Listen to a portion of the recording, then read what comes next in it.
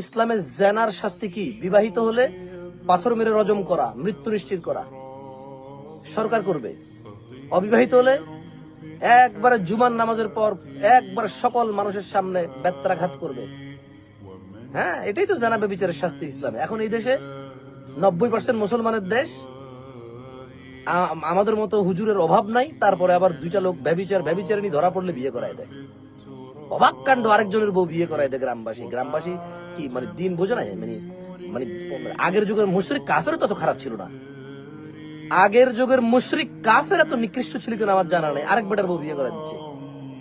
তুই কে? তুমি কে ভাই আরেক বেটার বউ বিয়ে করাই দিবা? হ্যাঁ, ইসলামে আরেকজনের মেয়ে বিয়ে করাই দেওয়া যায় না বাপ ছাড়া, আরেকজনের বউ বিয়ে করাই দিবা। ওই বেটা তালাক দিল তো ইদ্যত পালন করা ছাড়া বিয়ে হবে না।